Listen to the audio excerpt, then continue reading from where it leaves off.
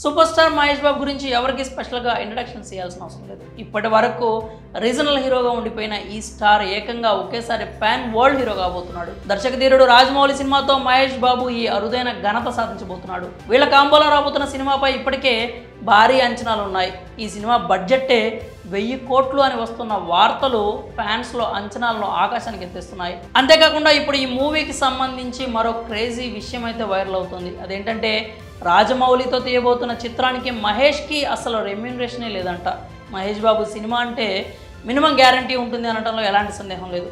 అలాగే జక్కన్న సినిమా అంటే మినిమం రికార్డులు బదులవుతాయి. ఇప్పుడు ఈ క్రేజీ కాంబోలో సినిమా అంటేనే ఆ ఫీలింగే హై ఉంటుంది. అలాంటిది 1000 కోట్ల బడ్జెట్, ఇండియానా జోన్స్ తరహా కథ, అమెజాన్ అడవుల్లో సినిమా షూటింగ్ అంటూ రోజుకొక వార్త బయటకు వస్తుంటే మహేష్ ఫ్యాన్స్ అంతా సంబరాలు చేసుకుంటున్నారు. ఇప్పుడు ఈ సినిమాకి సంబంధించి ఒక క్రేజీ గాసిప్ అయితే చక్కర్లు కొడుతుంది.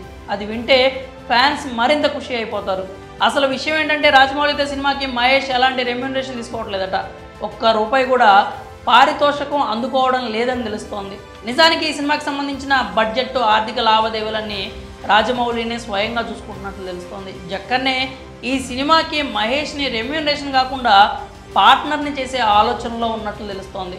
ఇందుకు సంబంధించి గట్టిగానే టాక్ కూడా నడుస్తుంది. అలాగే మహేష్ బాబు కూడా రాజమౌళితో మూవీకి ఒక్క రూపాయి కూడా రెమ్యూనరేషన్ తీసుకోను అన్నాడట. తన రెమ్యూనరేషన్ సినిమా బడ్జెట్కి భారం కాకూడదని ఆ నిర్ణయం తీసుకున్నాడని చెప్తున్నారు. సినిమా పూర్తయ్యే వరకు తనకి ఎలాంటి పారితోషికం ఇవ్వద్దు అని చెప్పాడట. అందుకే ఇప్పుడు కొత్తగా మహేష్ బాబు కూడా రాజమౌళి సినిమాకి నిర్మాతే అంటూ కామెంట్స్ చేస్తున్నారు. అయితే మహేష్ నేరుగా పార్ట్నర్ అయ్యేందుకు ఓకే చెప్పాడా? సినిమా రిలీజ్ తర్వాత రెమ్యూనరేషన్ తీసుకుంటారా? మహేష్ని రాజమౌళి పార్ట్నర్షిప్కే ఓకే చేయిస్తారా?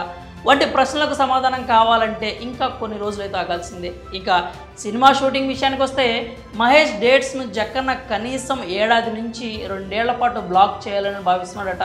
మరోవైపు మహేష్ బాబు మాత్రం ఈ సినిమా కోసం ఎంత లేదన్నా 3 ఏళ్ల పాటు తన డేట్స్ ఇచ్చేందుకు రెడీ అయ్యాడట. ఎందుకంటే ఈ సినిమాకి తన బెస్ట్ ఇవ్వడానికి డిసైడ్ అయ్యాడట. అలాగే ఈ మూవీ అటు మహేష్కి ఇటు రాజమౌళి కెరీర్కి బెస్ట్ ఫిల్మ్ కావాలని మహేష్ కోరుకుంటున్నట్లు చెప్తున్నారు.